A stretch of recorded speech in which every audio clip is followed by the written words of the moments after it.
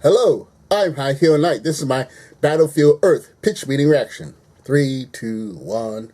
So, you have a movie for me? Yes, sir, I do. It's called Battlefield Earth, and it's based on a novel by L. Ron Hubbard. I didn't know he wrote books. That's my favorite Muppet. He's not a Muppet, actually. He's the founder of Scientology. Oh, yeah, okay. They've been watching me. What? So what happens in this thing? Well, the movie takes place in the year 3000, and humans were all but wiped out 1,000 years ago by these aliens called Cyclos. Subtle, I like it. But there's still a handful of humans left who are basically like cavemen now. Interesting movie concept, okay. Oh yeah, this movie's literally gonna turn some heads, sir. I think you mean figuratively. No, about 95% of the shots are gonna be filmed using a Dutch tilt. What? Why? Because that automatically makes shots cool looking. Whoa, look how cool you look. Thank you. So we're gonna meet the main character of this movie, this caveman named Johnny Goodboy. Oh, that's a hero's name right there, or an adult film star, but I'm guessing it's the hero one. It is. Good, that was in my top 2 favorite options. So all these cave people think the Earth is overrun by demons, but Johnny doesn't believe that, so he takes off to explore.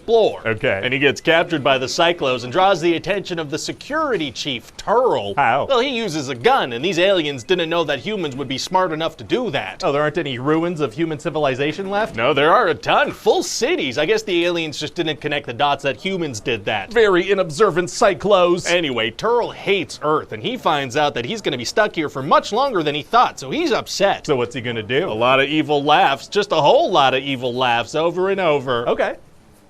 Anything else? Oh yeah, well he hatches a plan to make the humans mine some gold for him. Why does he want gold? Because gold is valuable, sir, you know that. Yeah, but to aliens from a different planet?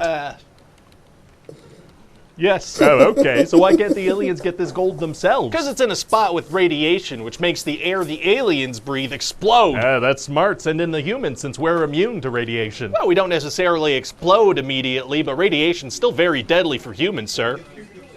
Then why the hell did I just vacation for 3 weeks in Chernobyl? I do not know. That was not a good idea.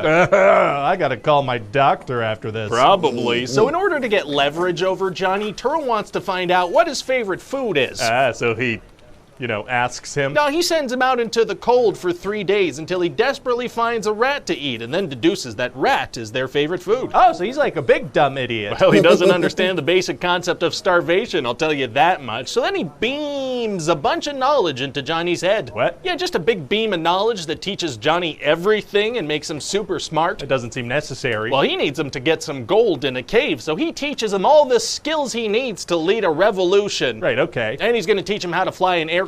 Why? Because that's a skill I need Johnny to have later in the movie. That makes sense. And Johnny teaches all this stuff to the other cavemen, and they get smart too. He's able to transmit to them all the information he got from an energy beam that taught him everything? Yes, and now the humans need to go on the gold mining mission for 2 weeks, but they got a few tricks up their sleeves. I would have thought that in the year 3000 they wouldn't have that cereal anymore. Not what I meant. They intend to leave half the people on the gold mining mission and have the other half fly away on this secret mission. Why leave half? Because Turl is watching them. And he won't notice half of them flying away? That's what we're going with. So the plan is to fly to Fort Knox and get a bunch of gold and weapons. How are they going to get into those? The doors are open, sir, so they just walk in. So when the aliens attacked 1,000 years ago, the humans opened the gold vault. Yeah, and we learned that the attack only lasted 9 minutes, so that's like one of the only things they did. Well, okay then. So Turl comes back to check on the gold mining process, and they use the gold bars from Fort Knox to pretend like they've actually been working this whole time. Is it not insanely suspicious that the gold that they're mining is in bar form? Well, he does ask about that, but Johnny's like, well, sir, we figured you'd prefer it this way. Did he leave them with smelting tools to even do that? He did not, but he believes them anyway. And now Johnny just has a week to train all these cavemen for his revolution. Train them to do what exactly? Well, they're gonna have to fly some jets to fight the aliens. They have to fly jets? It's gonna be impossible to teach cavemen to fly jets in under a week. Actually, it's gonna be super easy. Barely an inconvenience. Oh, really? Yeah, cause see, Johnny Goodboy finds a flight simulator, so that solves that problem. You know what? It does. But how does that thing have functioning electricity after 1,000 years? Well, if the humans haven't been around for 1,000 years, that means there was no one around to unplug it, sir. That makes sense. No further questions on that. And now it's time to get in the jets and fight. Hey, what's the shelf life of jet fuel? Jet fuel doesn't have shelves, sir. It's liquid. Right. Where would you install shelves? I don't know what I was thinking. Sometimes you say pretty ridiculous stuff, sir. Anyway, these newly trained cavemen get in the 1,000-year-old jets and fly away to fight the aliens. Oh boy, so what's the plan? Well, there's this big glass dome that if they destroy it, the the aliens won't be able to breathe anymore. Suffocating cyclones is tight. And they're also going to teleport one of their guys to the Cyclo planet and blow that up with a nuclear bomb. Which also works after 1,000 years. Obviously. And it goes well. It does. So they save the Earth, but they do lose a couple of cavemen along the way. Oh no, cavemen! Were they important ones? They were in the movie a little, sir. Oh no! Until the humans lock Turl in a cage surrounded by gold and make fun of him a little bit, and we're done. So what do you think? Well, it sounds like a movie. For all intents and purposes, it is, technically. Amazing. Well, I don't see how this could go wrong. Let's spend a bunch of money on it.